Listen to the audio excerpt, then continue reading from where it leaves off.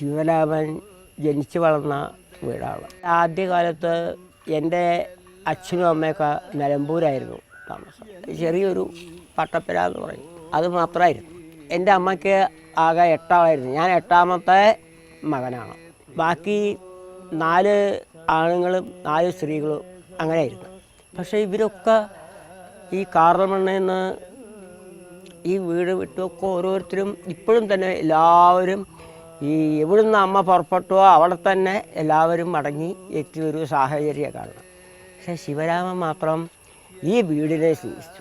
ഇവിടെ തന്നെ നിലനിൽക്കണം എന്ന ഉദ്ദേശത്തോടു കൂടിയിട്ട് ഈ സാധിക്കുന്ന കാലത്ത് കുറച്ചായിട്ട് അത് ഈ കാണുന്ന രൂപത്തിലേക്ക് ആക്കി.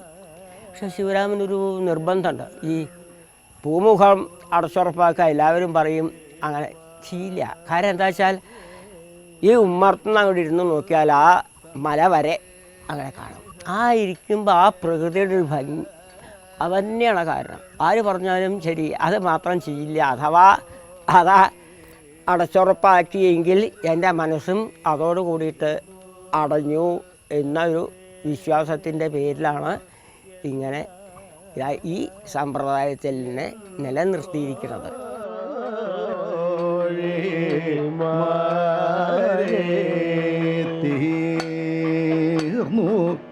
സന്ദേഹ എല്ലാ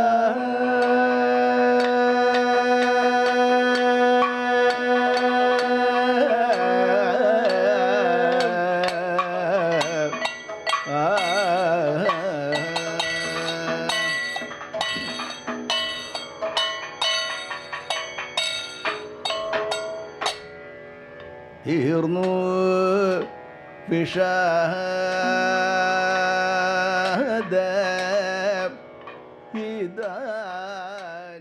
ഇതാണ് ശിവരാമൻ പഠിച്ച സ്കൂള്. ഈ ഒരു സ്കൂളിൽ മാത്രമേ ഈ ശിവരാമൻ സ്കൂൾ വിദ്യാഭ്യാസം എന്ന് പറഞ്ഞതൊന്ന് ഉണ്ടായിട്ടുള്ളൂ.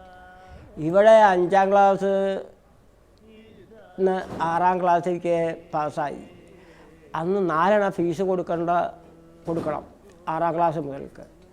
പക്ഷേ എൻ്റെ അമ്മയ്ക്ക് അതിനുള്ള കഴിവില്ലായിരുന്നു. അപ്പോൾ ഞങ്ങൾ മാനേജറെ കണ്ട് അപേക്ഷിച്ചു.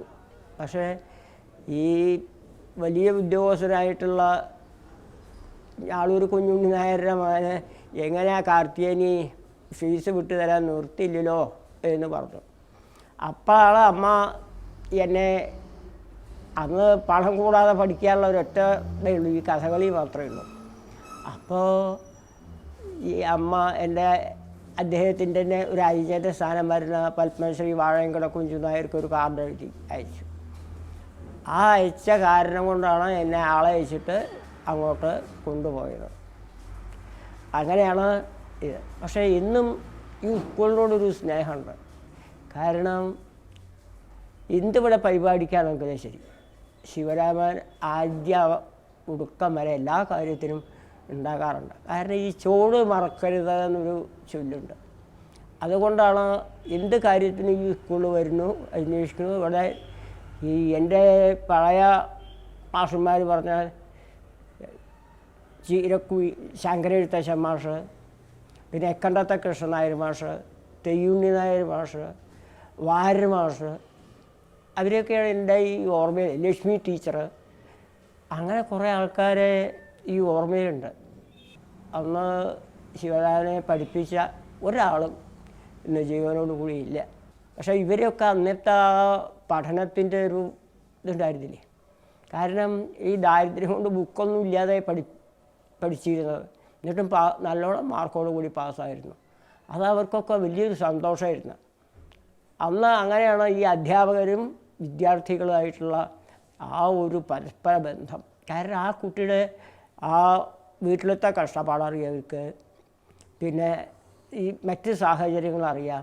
പഠിക്കാൻ കഴിവുണ്ടെങ്കിൽ പരമാവധി അവർക്ക് വേണ്ട സഹായങ്ങൾ ചെയ്തു തന്നിരുന്നു എന്നുള്ളത് ഉണ്ട്. ഭക്ഷണം കഴിക്കാതെ കിടന്നത് അവിടെ അന്ന് ആ ആരൊക്കെ മുറിച്ച് പോയി. അതിൻ്റെ ആ വേരുകളുണ്ടായിരുന്നു. ആ വേരുമ്പിലാണ് ഉച്ചയ്ക്ക് ഭക്ഷണമില്ല. ഈ അവിടെ ആ വേരുമ്പിൽ കിടക്കും. അവിടെ അടുത്തൊരു ചായക്കട ഉണ്ടായിരുന്നു, ഒറ്റ പിടിയേ അന്നുണ്ടായിരുന്നു. അവിടുന്ന് 1-2 ഗ്ലാസ് പച്ചവെള്ളം കുടിക്കും. അങ്ങനെ ഒരു പ്രാവശ്യം ഈ ഇതൊന്നുമില്ലാതെ ക്ലാസ്സിൽ തല ചുറ്റി വീണു.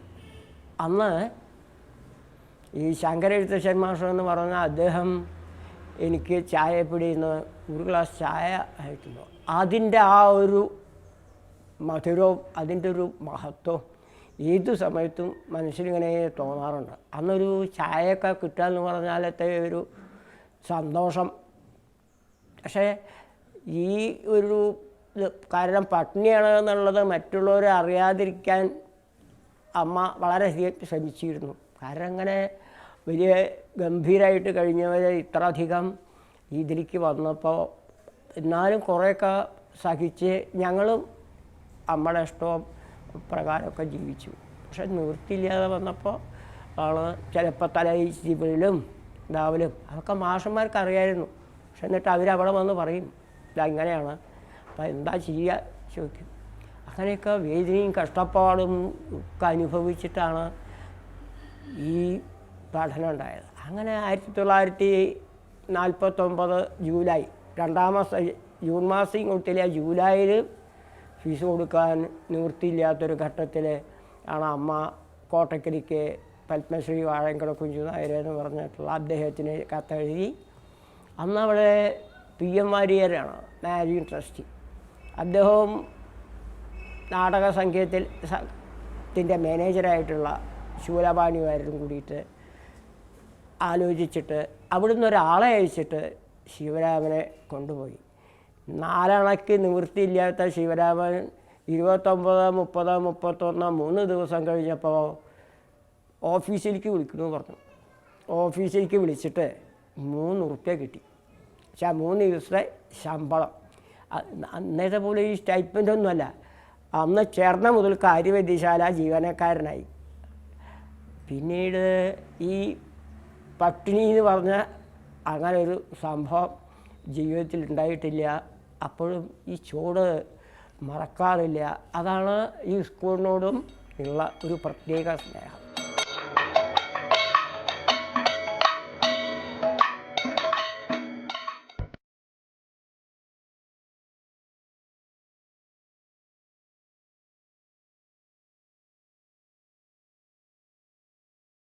എൻ്റെ കൂടെ പഠിച്ചിട്ടുള്ള ഉടുമ്പറ്റ രാമൻകുട്ടി എന്നിരുന്നാൽ പിന്നെ ഇപ്പോൾ രാമൻ, ഉടുമ്പറ്റ രാമൻ എന്നുള്ള ആ പേരിൽ അറിയപ്പെടുക.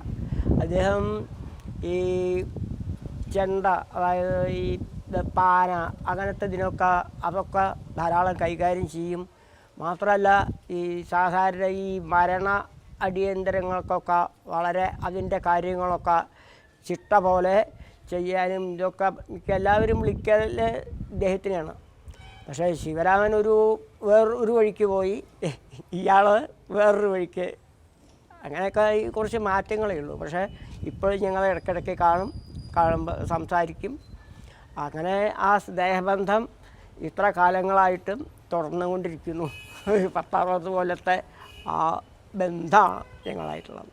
ഞങ്ങൾ ഇവിടെ ഈ സ്കൂളിൽ വളരെ കുട്ടിയിൽ മുതൽ തന്നെ സ്നേഹിതന്മാരെ പോലെ പെരുമാറി ഓടിക്കളിച്ച് നടന്ന സ്ഥലമാണ് ഇപ്പോൾ ഈ കാണുന്ന ഭാഗമൊക്കെ. അന്നൊക്കെ ഞങ്ങളുടെ ഗുരുനാഥന്മാർ കഠിന ശിക്ഷ തരുന്ന ആൾക്കാരാണ്. പഠിപ്പിൽ വളരെ കണിശവും വേണം. പിന്നെ ഫീസും കാര്യമൊക്കെ വന്നപ്പോഴൊക്കെ വിഷമങ്ങളൊക്കെ തുടങ്ങി പലതും. അതുകൊണ്ട് മൂപ്പര് വേറൊരു വഴിക്ക് പോയി, ഞാൻ വേറൊരു വഴിക്ക് പോയി. ഇപ്പോഴും എന്തെന്ന് വെച്ചാൽ കണ്ടാലുള്ള ആ സ്നേഹബന്ധം ഇപ്പോഴത്തെ കുട്ടികളെങ്കിൽ അല്ലള്ളൂ. ഞങ്ങൾ അത്രയധികം ആത്മാർത്ഥ സുഹൃത്തുക്കളെ പോലെ തന്നെയാണ് പെരുമാറിയ പതിവ്.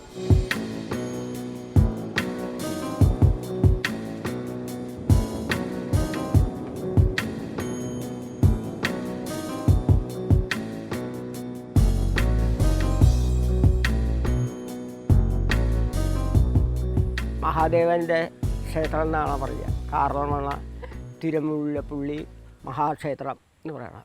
ശിവരാമൻ്റെ പേരും ഈ ശിവനോടനുബന്ധിച്ചതാണ്. കാരണം അമ്മയ്ക്ക് വലിയ ഭക്തി ഇരുന്നു അവിടെ. കാരണം അമ്മളച്ഛൻ ഇവിടെ പണ്ടൊരു ഉദ്യോഗം ഉണ്ടായിരുന്നു എന്നാണ് പറയുന്നത്. അങ്ങനെയാണ് ചരിത്രം പറയണത്. അപ്പോൾ അതുകൊണ്ടൊക്കെ ആവും എപ്പോഴും ഈ ക്ഷേത്രത്തിനോടൊരു ബഹുമാനവും ഭക്തിയും സ്നേഹവും ഇതൊക്കെ ഉള്ളവനാണ് ശിവരാമൻ. ഇത് അവിടുത്തെ ഈ കുളമുണ്ട്, എന്തൊരു ഭംഗി. അത് എത്ര വലിപ്പത്തിലൊരു കുളം ഇവിടെ ചുറ്റുപാട് എവിടെയില്ല, അത്ര വലിയൊരു കുളം. മുമ്പൊക്കെ ഈ ഭാഗത്തുള്ള മിക്ക എല്ലാവരും ഇപ്പോൾ കാരണം അവിടെ എൻ്റെ വീട്ടിൽ നിന്നടക്കം ആൾക്കാർ ഇവിടെ വന്നിട്ട് കുളിച്ച് പോകാറുണ്ടായിരുന്നു. കാരണം ആ വെള്ളത്തിൻ്റെ ആ ഒരു പരിശുദ്ധതയായിരുന്നു ഒരു കാരണം. ഒരു നിവൃത്തിയില്ലെങ്കിൽ വല്ല ആഘോഷങ്ങളായിട്ട് ഉള്ളപ്പോൾ ഒന്ന് മുങ്ങും എന്നല്ലാതെ ഈ ശിവരാമൻ തന്നെ 13 കൊല്ലത്തിന് ശേഷം ഈ കുളത്തിൽ ഈയിടെ ഒന്നും മുങ്ങിയത്. അതിപ്പോൾ എല്ലാവരും അതിപ്പോൾ പ്രായത്തിൻ്റെ കുഴപ്പം കൊണ്ട് പറ്റിയതാണ്, അല്ലാതെ ധാരാളം വന്ന് കുളിച്ചിട്ടുണ്ട് ഇവിടെ.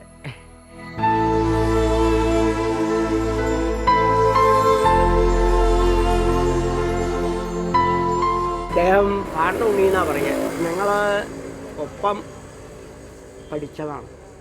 അത് മാത്രമല്ല ഇദ്ദേഹത്തിൻ്റെ അച്ഛനും കുറേ അധികം പാരമ്പര്യമുള്ളതാണ്. പാണ്ഡ വാസുനമ്പുരി എന്ന് പറയും. പഠിക്കുന്ന കാലത്ത് നിത്യനായിരുന്നു എന്ന് പറഞ്ഞതിൻ്റെ ഒരു അർത്ഥം എന്താ വെച്ചാൽ, എനിക്ക് വീട്ടിൽ ചെന്നാൽ ഭക്ഷണമൊന്നുമില്ല.